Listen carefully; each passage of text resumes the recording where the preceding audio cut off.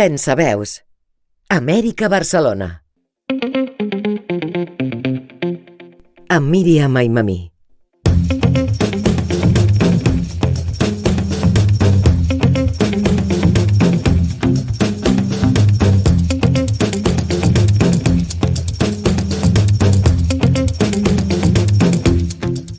Benvinguts i benvingudes a Amèrica Barcelona, Pensaveus compartides. Després d'un temps de pausa i vacances, estem molt contents de tornar a ser aquí amb tots vosaltres per començar una nova temporada plena de novetats, reflexions i, com sempre, molta complicitat. Com ja havíem anunciat, aquest cop tornem amb una novetat important, ara també en vídeo. I així que, a més d'escoltar-nos, ens podreu veure i viure el programa d'una manera més propera. Ens fa molta il·lusió retrobar-nos i començar aquesta etapa amb més ganes que mai. I com no podia ser d'una altra manera, m'acompanya de nou el meu estimat amic i col·laborador, en Leonardo Alvarado, a qui dono la benvinguda un cop més. Leonardo, ¿cómo estás? Hola Miriam, qué gusto estar aquí de nuevo con toda la audiencia, con el equipo de RAP. Pues la verdad es que es muy bien, con las pilas recargadas después de este periodo de descanso. Tenía ya muchos deseos de volver al programa, de reencontrarnos y de seguir compartiendo este espacio contigo, con los invitados y con quienes nos siguen. Y ahora con video, que es un salto importante. Así que estoy muy ilusionado por todo lo que viene en esta nueva temporada. Així és, Leonardo, i quina millor manera d'obrir temporada que parlant d'un tema que desperta tots els sentits, la riquesa i la passió que es troben darrere dels sabors de Mèxic. Des de les receptes tradicionals fins als plats més emblemàtics de cada regió, tot plegat és una autèntica experiència cultural plena de colors, textures i històries que ens connecten amb una identitat. A més, és un tema que ens heu demanat moltíssim, així que avui ens endinsem en aquest univers tan vibrant y delicioso. Sin duda ninguna, Miriam, y hoy conversaremos sobre México y su paisaje de sabores. Avui ens internem en un territori que no només es recorre amb els peus, sinó també amb el paladar. Mèxic és molt més que un país, és un paisatge viu on cada menjar explica una història, cada ingredient té arrels profundes i cada sabor evoca una terra plena de contrastos, colors i emocions. Des dels mercats bulliciosos fins a les taules familiars, des dels fogons rurals fins als grans mestres de la tradició, la riquesa gastronòmica mexicana és un reflex de la seva ànima col·lectiva. Aquí, menjar és celebrar, recordar, compartir. És cultura en estat pur. La cultura alimentària mexicana, profunda i diversa, ha arribat a ser patrimoni intangible de la humanitat, un llegat que parla de la convivència entre la terra, les persones i la història. Espècies que perfumen els plats, herbes que curen i donen caràcter, llavors plenes de vida i significat. Tot això forma part d'una cuina que no només alimenta, sinó que explica el món a través dels sentits. Del blat de moro al xili, del cacau al coriandre, del comí al passot, cada element és una peça d'aquest mosaic extraordinari. Prepareu els sentits perquè avui viatgem per un paisatge de sabors que només Mèxic pot oferir. I amb qui obrim aquesta nova temporada? Inauguramos esta nueva temporada con un invitado especial, con Jorge Ziegler. Doncs anem ja amb el nostre convidat, sisplau. Jorge Ziegler ha vivido la gastronomía desde distintos frentes.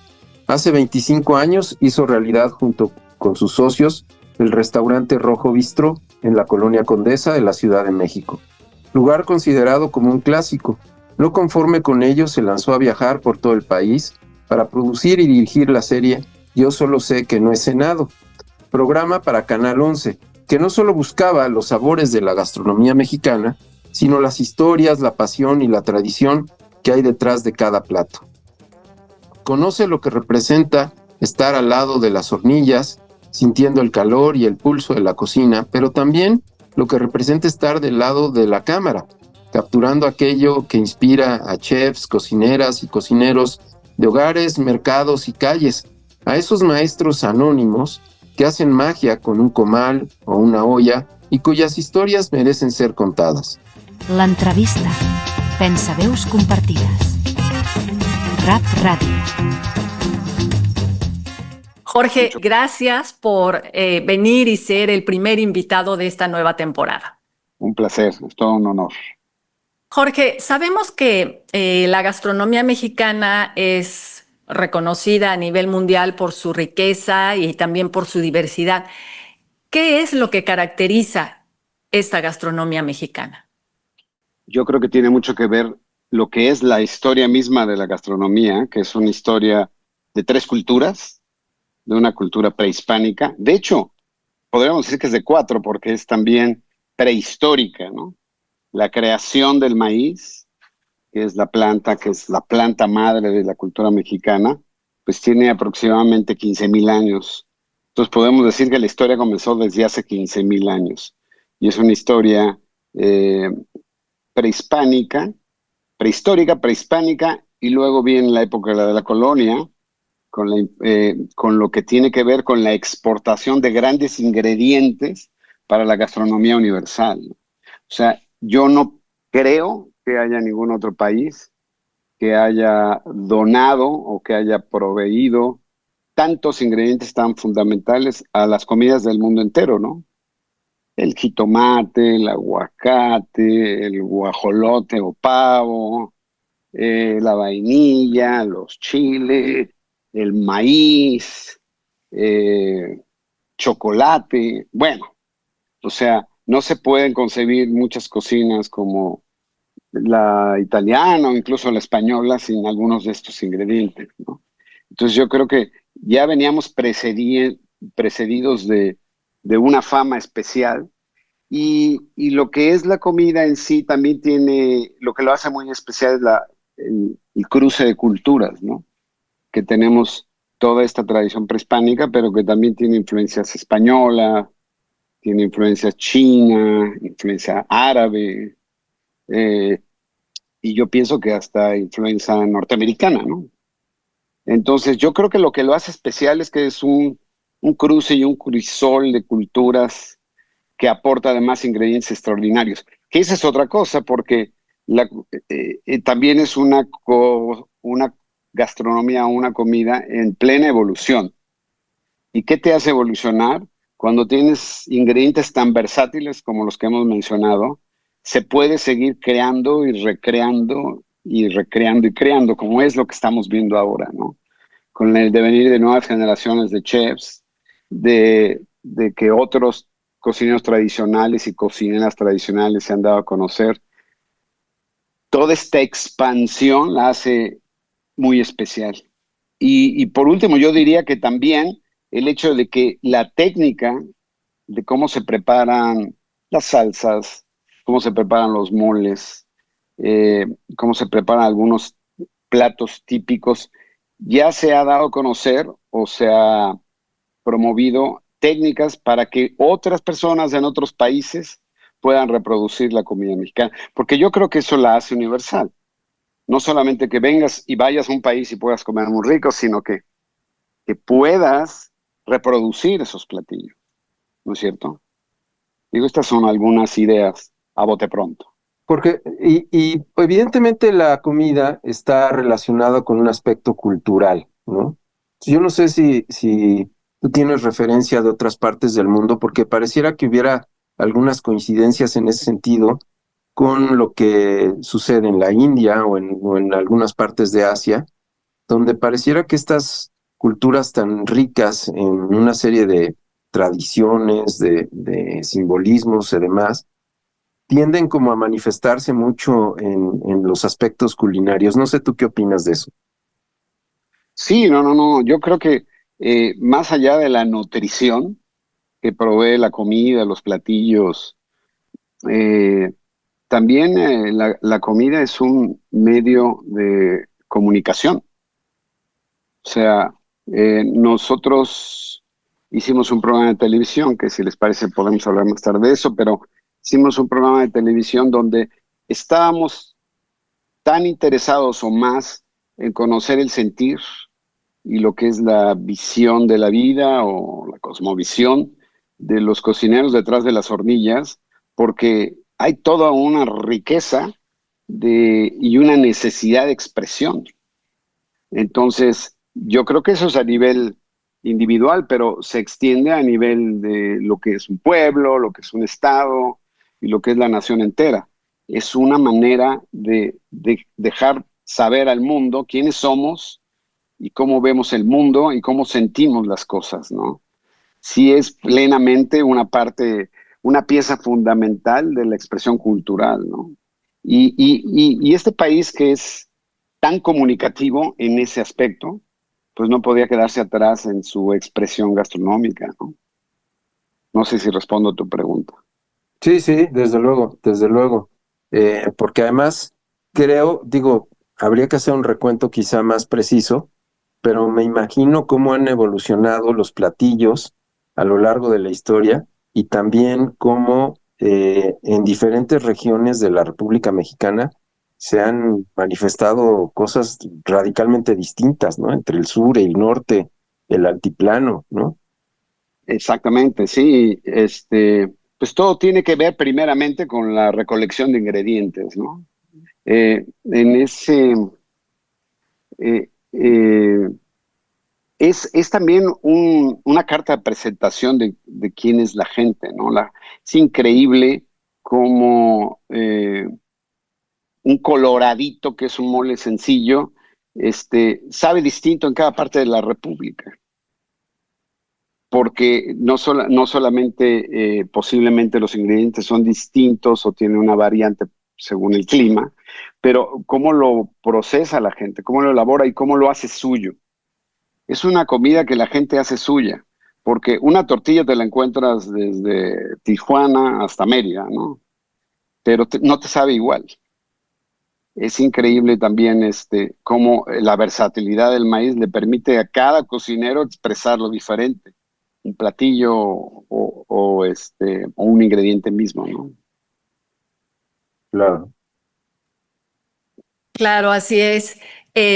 Por ejemplo, no sé, a mí me parece que quizás ha evolucionado la gastronomía, yo creo que sí, que lo ha hecho, ese es un hecho, ¿no? Pero ¿de qué manera ha evolucionado la gastronomía mexicana con la globalización? Yo creo que lo que tiene que ver es, en primer lugar, la globalización también, no solamente en términos de comunicación, de poder acceder a una receta en 30 segundos gracias a la web, sino que también ahora encuentras ingredientes básicos para poder reproducir la comida mexicana en muchísimas partes del mundo, ¿no? Ahora hay prácticamente taquerías y restaurantes mexicanos en todos los rincones de la tierra. De repente alguien me decía que en Helsinki había un restaurante mexicano extraordinario. Y qué lugar tan remoto y tan antagónico a México en cuanto a todo, ¿no? Ingredientes y demás.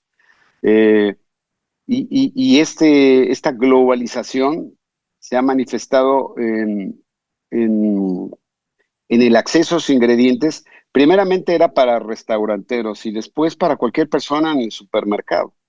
Eh, yo hace algunos años fui a Barcelona a visitar a mi hermana que vivía allá y tenía un restaurante mexicano que se llamaba La Llorona. Entonces, en aquel entonces, ya hace como 17 años, eh, les costaba un poco de trabajo conseguir ingredientes. Conseguir el maíz pozolero para hacer un pozole, conseguir los chiles secos. Y resulta que el importador era un chico mexicano que tenía un negocio, pero los traía a través de Francia. O sea, ese tipo de ingredientes no llegaban directamente de España, sino llegaban a París, y de ahí los derivaban a...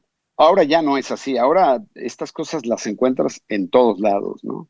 Y insisto, yo creo que también la difusión de una técnica accesible, nada compleja, hace que la gente pueda interesarse por... Bueno, ayer un amigo mío que está en, en Socaya, Japón, con su esposa, él es un tenor mexicano que vive en Nueva York y viaja mucho a Asia, hace muchos conciertos de música mexicana, hablando de difusión cultural.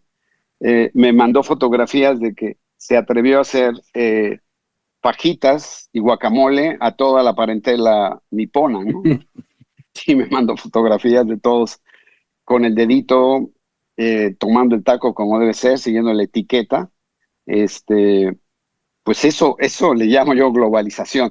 Y incluso siento yo que es más fácil hacer comida mexicana que muchas otras comidas que tienen elaboraciones o ingredientes todavía más exóticos. De hecho, por ejemplo, yo soy fanático de la comida española, pero siempre he sido un crítico de que en México es difícil encontrar buena comida española. Y la razón es porque tiene ingredientes muy específicos, muy artesanales, con denominación de origen, que no son fáciles de conseguir y no son económicos tampoco. O sea, un buen jamón, un buen fiambre, eh, unas una especie de legumbre que les dicen garrafón para hacer una paella, cosas por el estilo no son tan fáciles de encontrar. Eh, Como que yo siento que algunos de los ingredientes mexicanos, pues son más modestos, económicos y aparentemente siguiendo esta onda de la cocina mexicana, pues se pueden conseguir fácilmente, ¿no? En otras partes del mundo. Pues fíjate que ahora que lo mencionas, yo te preguntaría al revés de la pregunta que te hizo Miriam, porque si tú ves de la oferta gastronómica que hay ahora en México, te encuentras un montón de versiones muy peculiares de comidas de otros lares, ¿no? Por supuesto, la comida japonesa ya tiene de japonés nada más casi que, bueno, vamos, tiene la base, pero tiene una cantidad de ingredientes totalmente distintos a los que podrías encontrar a Japón, y me imagino que con la cocina española o la cocina italiana o francesa debe ocurrir lo mismo. Tú que has estado en ese ambiente seguramente lo tienes muy claro. Sí, yo siento que en la Ciudad de México siempre se ha comido bien, hay gran oferta gastronómica, sobre todo, eh, eh, bueno, empezando por las comidas más grandes, ¿no? La comida china, la comida italiana, la comida española, pero hoy en día encuentras comida coreana, de la India y Pakistán, y te hacen saber que es muy distinto Pakistán a la India. O el otro día fui a un restaurante armenio, que se parece mucho a la libanesa, pero no es la libanesa, tiene sus especialidades.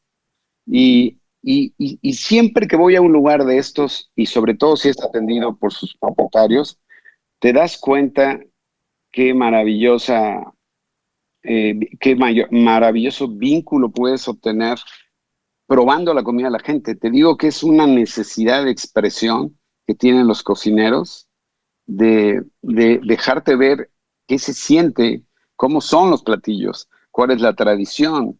Eh, es siempre una experiencia. Yo cuando veo un restaurante nuevo de este tipo de cocina no tan usual, siempre me meto y siempre salgo amigo o conocido, porque también soy muy preguntón.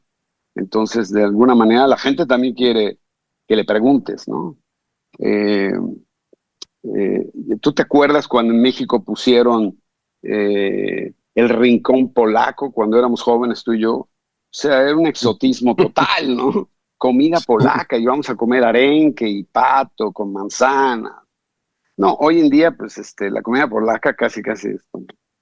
Hay buen número de restaurantes polacos, ¿no? Claro. Sí, cierto. En este sentido, ¿cómo han adaptado, si es que ha habido alguna adaptación en otros países de la comida mexicana? Es decir, ¿cómo han adaptado la comida mexicana a sus propias culturas culinarias? No sé, pienso quizás en el mole poblano, en quizás chiles en nogada, no sé, a lo mejor en el mismo pozole. Fíjate que yo viví muchos años en Estados Unidos y me di cuenta que el primer exportador de la comida mexicana al mundo fue Estados Unidos. O sea, lo que son las fajitas, los tacos, con los tacos que la tortilla rígida como una tostada doblada y esa interpretación Tex-Mex de la comida mexicana es lo que mucha gente en otras partes del mundo creía que era la comida mexicana. Hoy en día lo he sentido pasé algunos meses en Nueva York hace un par de años. eh, Está comida mexicana y todo el mundo inmediatamente dice, pero auténtica comida mexicana. O sea, de alguna manera yo sé, porque es muy popular la comida mexicana. Dice, pero ya todo el mundo se vuelve conocedor de la comida mexicana y dice, sí, pero la verdadera cocina mexicana no es nada más los tacos o las tostadas, sino son la comida de fondo, ¿no?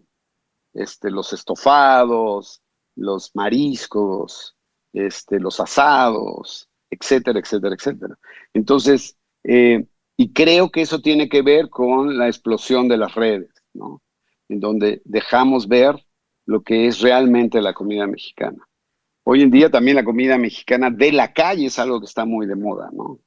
O sea, el otro día un gringo me preguntaba que cuál era mi taco de suadero favorito. O sea, ya no es cualquier taco, ¿no? Me estaba preguntando, ¿cuál es tu taco de suadero favorito? Yo, ups, creo que no le pude responder muy acertadamente. Y me dice, a mí me gustan los de Tony. Bueno, parece que sabía más que yo, ¿no? Pero sí, también yo creo que la exportación de pasta para hacer moles y de algunos ingredientes, pero que ahora encuentras en los supermercados o en las bodegas de las esquinas y demás, hace que, insisto, se difunda más la comida mexicana. No solamente porque hay nuevos chefs con cierto renombre que están haciendo cosas interesantes o están recreando como Olvera la misma cocina mexicana, sino porque cualquier persona de cualquier nacionalidad puede reproducir la comida mexicana. Esa es la mejor difusión a una cocina. Y, y también este tema de que es como todo, México siempre ha sido un país que ha llamado la atención por su cultura.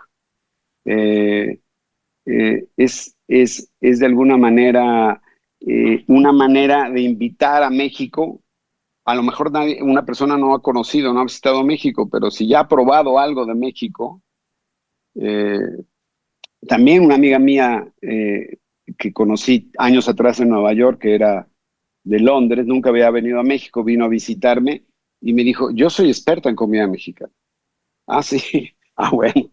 Y bueno, sí, en realidad, cuando empezó a hablar de los platillos que conocía y a describir cómo era un mole, por ejemplo, sí me di cuenta que sí tenía cierta cultura gastronómica, ¿no?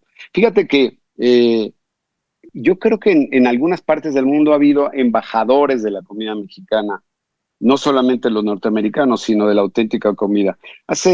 En los ochentas, a principios de los 80, alguien puso en Estados Unidos, en Nueva York, un restaurante que se llamaba, o se llama todavía, porque hasta hace pocos años existía, el Rosa Mexicano. Y en ese lugar, que por cierto, mi socio en el restaurante que tenemos, que es un actor, él empezó a hacer sus pininos como actor en Nueva York y le tocó ser garrotero y ganar dinero para sobrevivir. Yo creo que le dieron el trabajo porque era actor, por un lado, porque los actores realmente trabajan en los restaurantes y no en los escenarios. Y el segundo dato es que era mexicano.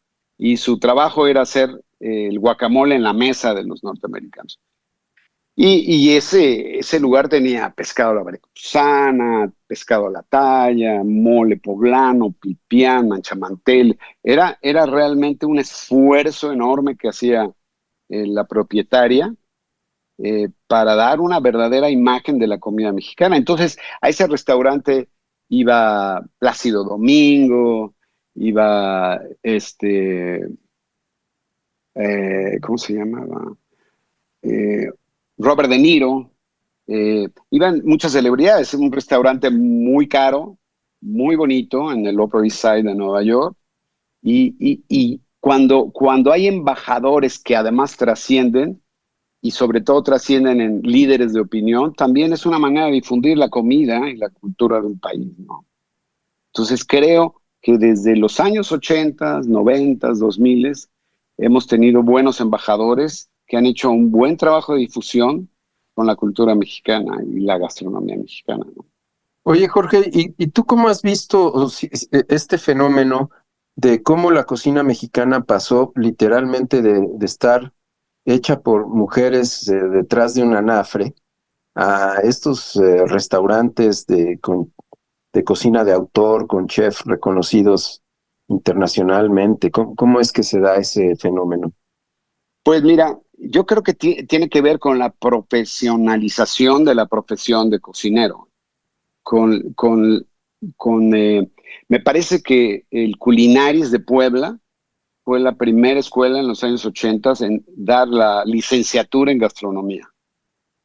Después vinieron otras como el Instituto Superior de Gastronomía aquí en Parque México en la Condesa, el Claustro de Sor Juana. Con esta profesionalización y que era paralela a la popularización de la comida mexicana, se volvió, y también la popularización de la figura del chef, con chefs que se convertían en celebridades, y ya estaban en alfombras rojas, que se volvía un tema glamuroso. Más jóvenes mexicanos quisieron profesionalizarse, estudiar la licenciatura de gastronomía, y obviamente estos profesionales que después se graduaron, algunos se insertaron en comidas de otras partes del mundo, poniendo restaurantes italianos, franceses o españoles, pero muchos de ellos dijeron, no, lo que tengo que hacer es desarrollar mi propia comida, la comida de mi propio país. Y como lo mencionamos antes, como la comida mexicana tiene ingredientes fundamentales, extraordinarios y únicos, se presta mucho a la recreación, ¿no? Por eso, como mencionamos a Enrique Olvera, que él estudió en Nueva York, en el Culinary Institute of America, sí, y entonces regresó a México y dijo, no, yo lo que tengo que hacer es reimaginar la comida mexicana y llevarla a otro público, ¿no? Entonces yo creo que también estos chicos y algunos ya no tan chicos, porque esto viene desde que empezaban a graduar como licenciados en los 80s, 90s, han sido grandes embajadores de la comida mexicana. Ahora, ha habido de todo, ¿no? También ha habido chefs, no sé si ustedes lo habrán observado, pero también hay un abuso de la figura del chef, ¿no? En donde al convertirse en autor, como en un creativo, como un cineasta, en un pintor o un músico, invierte las cosas, ¿no?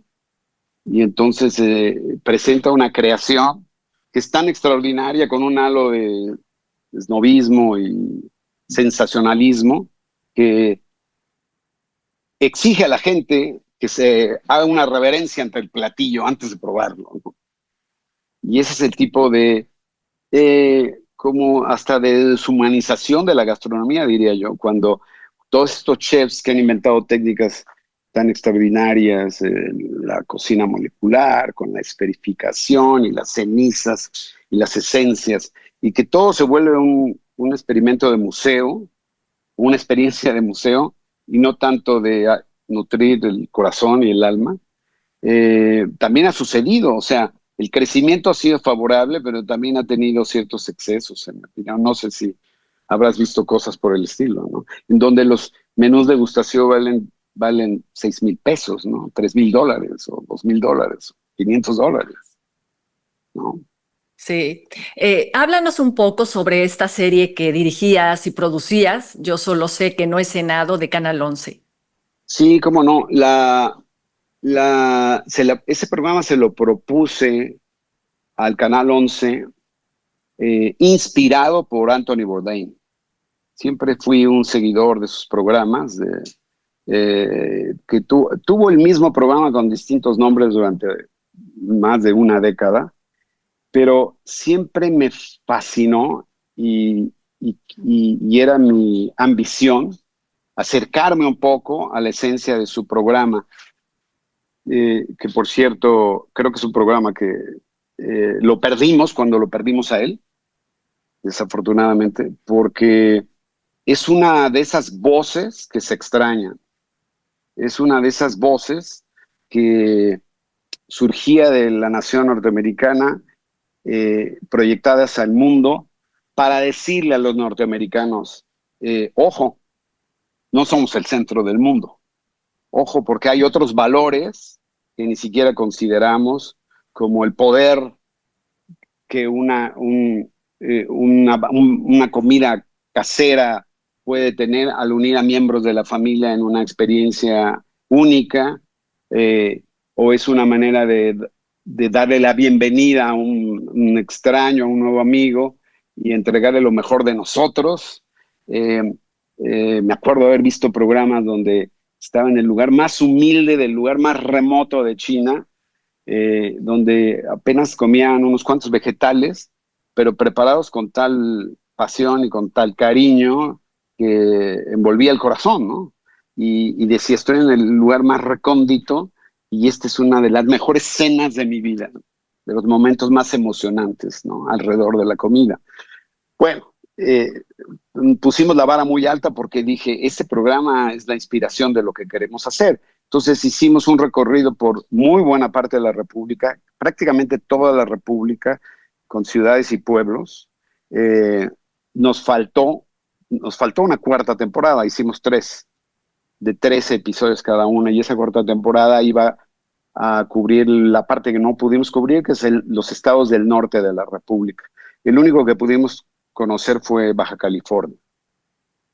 Pero nuestro interés era, ok, vamos a probar los platillos, vamos a probar los ingredientes, pero queremos saber cuáles son las historias detrás de los platillos, cuál es el sentir de las cocineras populares, de los restaurantes familiares, de los nuevos restaurantes de autor que a veces surgen en lugares como Huemantla, que no esperarías que te encuentras ahí un menú de degustación, pero sí, pues es un chico que estudió en la Ciudad de México y regresó a su pueblo a tratar de reimaginar su comida con un gran valor y con gran talento, ¿no?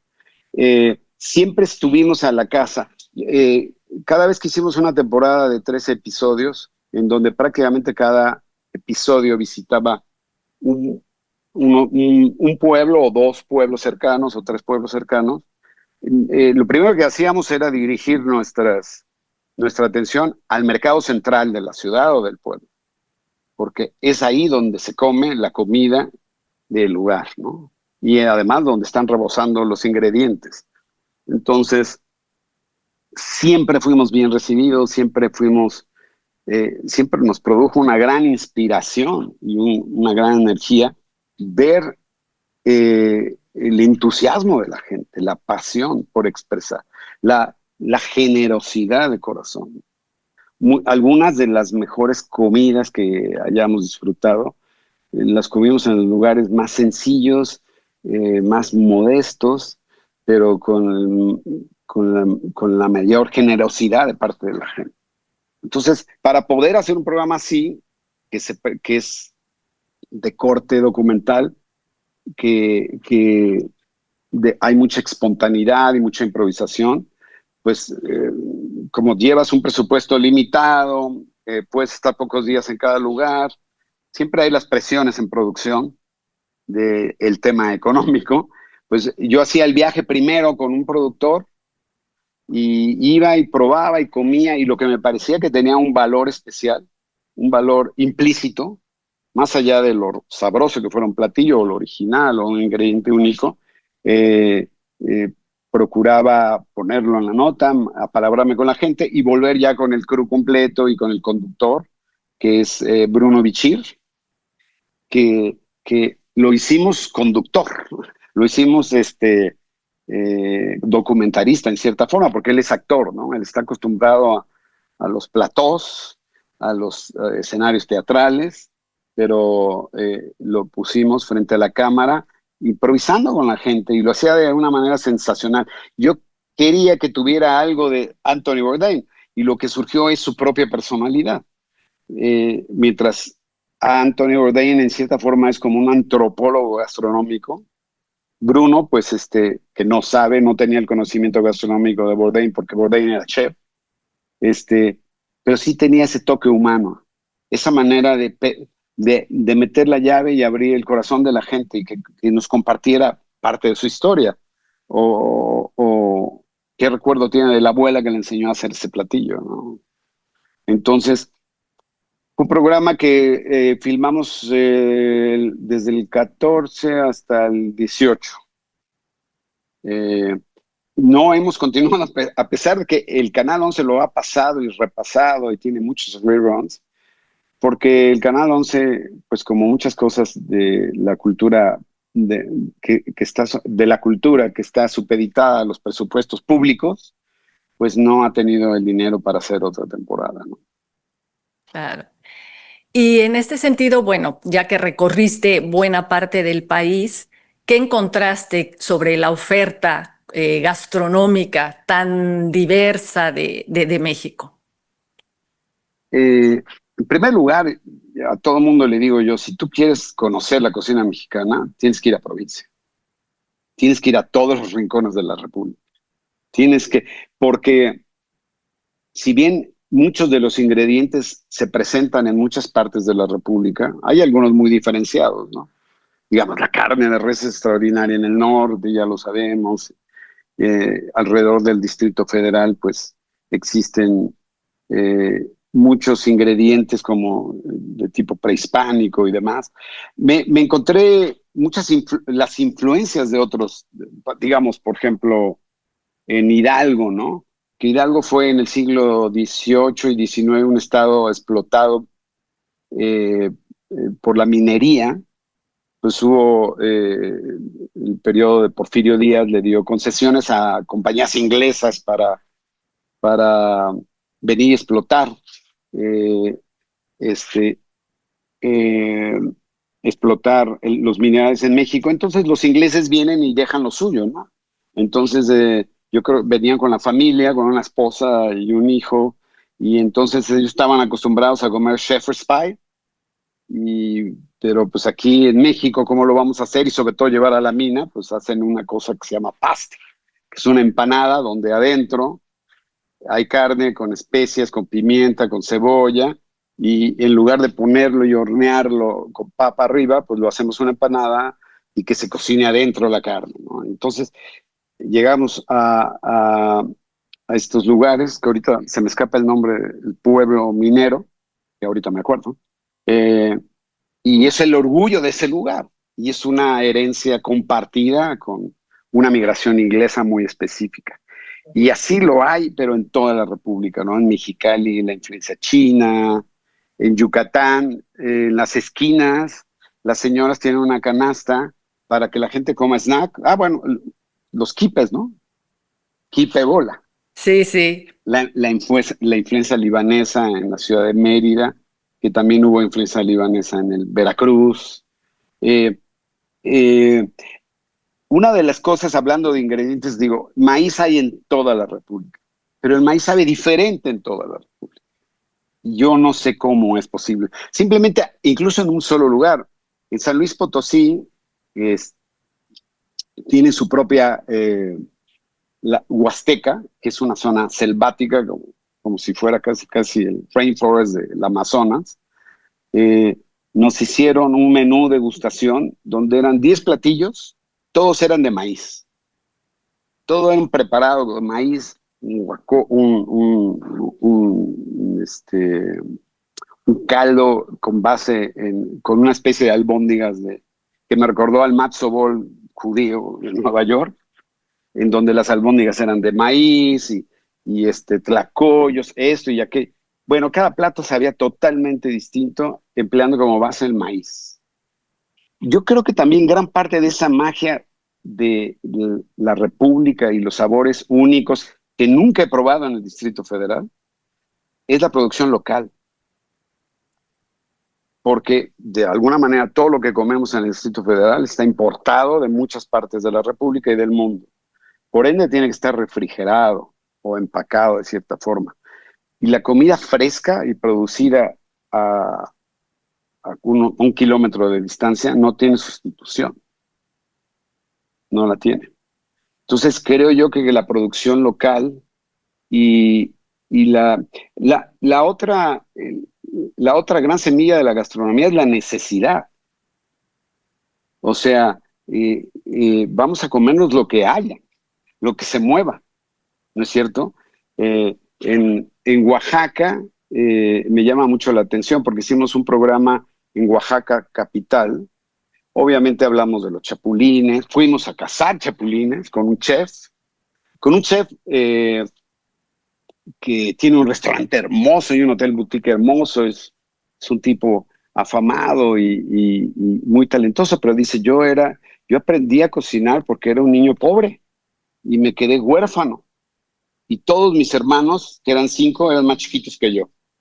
Y yo de 9 años tenía que hacerles de comer a mis hermanos, porque mi papá se iba a trabajar de sol a sol. Entonces, digo, también la necesidad es la madre del ingenio, ¿no es cierto? Y también la necesidad de encontrar nuevos ingredientes. Cuando este chef nos llevó a la central de abastos de Oaxaca, que no es el mercado Benito Juárez donde van los turistas, sino donde van realmente los cocineros y los chefs. Cuando llegamos al puesto de chapulines, había montañas de chapulines diferenciadas una de otra con su cartel, con un precio distinto cada uno, pero eran 10 variedades de chapulines. Yo para mí entonces nada más chapulines hay unos, no, hay 10 diferentes, ¿no? Y cada uno sabe distinto y cada uno cuesta distinto. Entonces, eso es una cosa fundamental. Y me llama mucho la atención porque cuando viajamos después a Juchitán, que es donde están las mujeres estas hermosísimas con su velo, su halo y sus huipiles bordados y demás, y que fuimos al mercado central a probar el caldo de iguana, que era como probar caldo de dinosaurio o algo por el estilo. Me decía la cocinera, dice, ¿de dónde vienen? Pues venimos de Oaxaca y estuvimos haciendo un programa. En Oaxaca comen asqueroso. ¿Cómo? ¿Por qué? Comen insectos. Yo digo, sí, pero ustedes comen iguanas. Bueno, pero la iguana es lo más rico que hay. Bueno, eso sí. Ya estaba yo ofendido. Esa es otra cosa, no ofendas a un cocinero. Hay una gran susceptibilidad. Siempre fuimos cuidadosos en ese sentido. Pero me decía, y además de todo, te voy a dar a probar, que es para mi familia, lo que para nosotros es lo máximo de la comida juchiteca, que son los tamales de huevo de iguana. Y dije, no puede ser.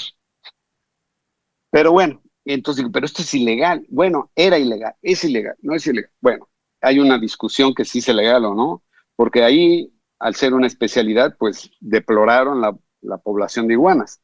Pero afortunadamente la universidad y el departamento de biología de la UNAM puso un iguanario en donde lo reproducen, una pequeña granja de iguanas.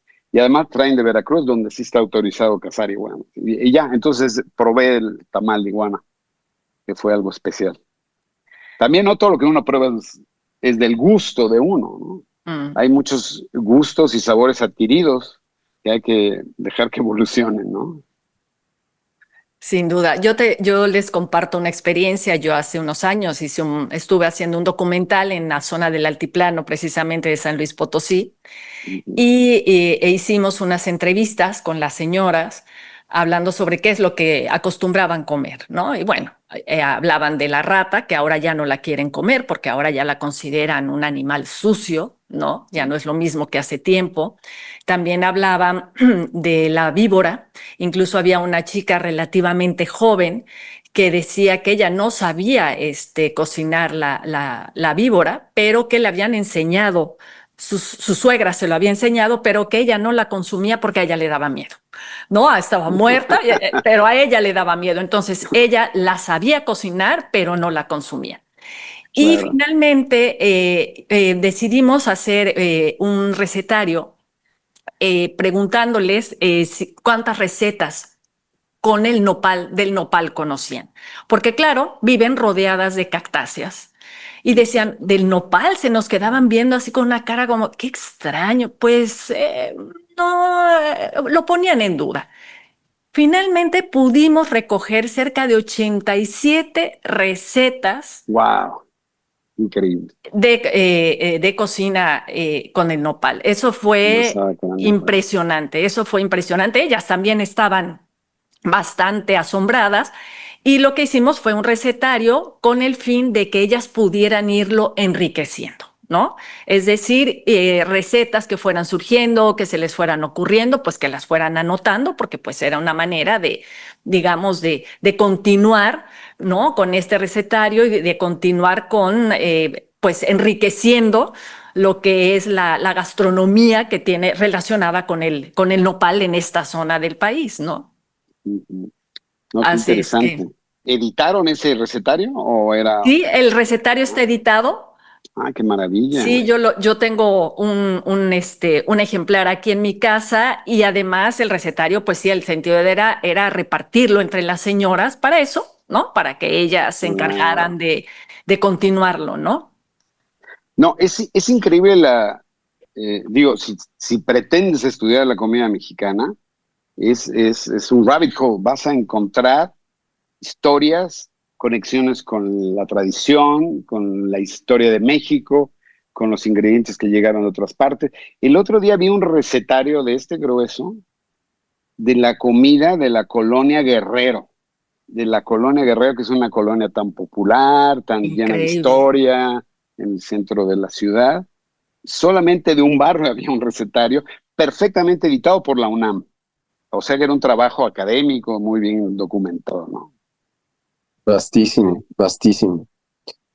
Eh, yo por último quisiera preguntarte, Jorge, de este periplo que hiciste grabando todos estos programas, ¿hay algún platillo, ya sea por exótico o por su riqueza, que te haya dejado impresionado, que dirías, oye, quisiera volver a ese lugar y probarlo? Eh, Qué curioso que me dices eso, porque no lo tenía preparado. Pero fíjate que en Cuitzeo, digo, la verdad es que hay muchas instancias para responder esa pregunta, muchos ejemplos. Me cuesta trabajo pensar en uno específicamente. La verdad, digo, el caldo de iguana en Juchitán fue algo especial, porque además está troceada la iguana y, y no le quitan la piel. Entonces, de repente ver eso, era como un caldo jurásico. O sea, mi horror era grande. Y luego lo pruebo y cuesta trabajo sacarle la carne a la iguana porque hay mucho hueso, ¿no? Entonces sí era un tema de que estábamos comiéndolo y la gente inquisitivamente te está viendo, está midiendo tus reacciones, calibrando tus reacciones, porque lo que esperan es maravilloso, ¿no? Claro. Entonces la línea entre mm, ser sincero y no ofender, pues es delgada, ¿no? Pero fíjate que en Cuitzeo, el lago de Cuitzeo en Michoacán, fuimos con mucho entusiasmo y nos costó trabajo encontrar algo auténtico. Eh, y vimos que, bueno, sacan charales y sacan un pescado blanco y demás, pero hab- estábamos haciendo el reportaje, que por cierto lo puedes ver en internet, y había una chica limpiando ranas, pero eran unas ranazas. Era una profesional la chica, una chica sencilla, pero le ponía un gran ahínco, ¿no? Y entonces llega Bruno y le pregunta, ¿qué estás limpiando? Ranas, es el plato estrella del lugar, ¿no? Ah, viene la gente, el fin de semana no hay lugar, todo el mundo quiere comer las ranas. ¿Y cómo las preparan? Pues con ajo y con chile pasilla. Entonces digo, bueno, una rana al ajillo, ¿no? Eh, este, entonces Bruno la veía y, ¿la puedo tocar? Sí. Ay, mira sus músculos. Y se doblan las extremidades. Y era como una clase de taxidermia, ¿no? O de biología. Y digo, bueno, y le pregunté, y ella hablaba con gran orgullo del lugar y de lo popular que era y del exitoso que era. Y le pregunta, bueno, ¿y ya las probaste? No. ¿Cómo que no las has probado? No, pero ¿cómo puedes decir que son tan buenas? Esta chica tenía respuesta para todo. Porque la gente se las acaba y ya que las quiere probar, ya no hay más. Ah, bueno. Dice, pues en este reportaje que estamos haciendo, sí las vas a probar. Y entonces, bueno, se sientan a la mesa y ella está como nerviosa. Le dice, bueno, tú primero, le dice Bruno. La prueba y la expresión de la chica, dije, no, yo no tenía planeado probarlos, pero dije, yo lo voy a probar porque la chica quedó encantada y nunca los ha probado, ¿no? Y bueno, lo probé y realmente la combinación de circunstancias, a la orilla del lago, pensar que ese es un plato prehispánico, que los antiguos mexicanos se deleitaban comiendo ranas. Digo, qué curioso, ¿no? Es algo que no es apetecible intelectualmente y a la hora de probar me pareció de la cosa más exquisita que haya probado. ¿Me explico? Entonces, el choque de expectativas muy bajas con un resultado muy alto lo hizo un plato memorable, ¿no? Claro. Pues yo creo que sin duda la gastronomía es un lenguaje universal y particular al mismo tiempo. También es un reflejo de precisamente de una cultura alimentaria que va más allá de lo que comemos, porque tiene que ver con el qué y también con el cómo lo preparamos, ¿no? Y también Correcto. cómo lo compartimos y cómo lo valoramos, ¿no? Y eso nos habla de quiénes somos, de dónde venimos y también hacia dónde vamos, ¿no? Creo que la cocina mexicana nos ha mostrado cómo el comer puede ser también memoria, puede ser identidad y sobre todo un acto comunitario, ¿no? Claro. Nos recuerda que comer no es nada más una necesidad, sino que también es una expresión profundísima de la cultura. Muchísimas gracias, Jorge, por acompañarnos e inaugurar con nosotros esta temporada. Gracias por llevarnos en este viaje de paisajes diversos, ricos y extraños de sabores de México. Muchísimas gracias. No, un placer. Ha sido muy agradable platicar con ustedes y sobre todo recordar tantas experiencias, porque también eso es la cocina, es un generador de experiencias, de memorias, ¿no? Entonces Exacto. me hizo recordar bastante. Gracias. Gràcies, Leonardo, per ser-hi de nou amb nosaltres i gràcies a vosaltres per acompanyar-nos. Divendres que ve continuem amb molt més de Pensaveus compartides.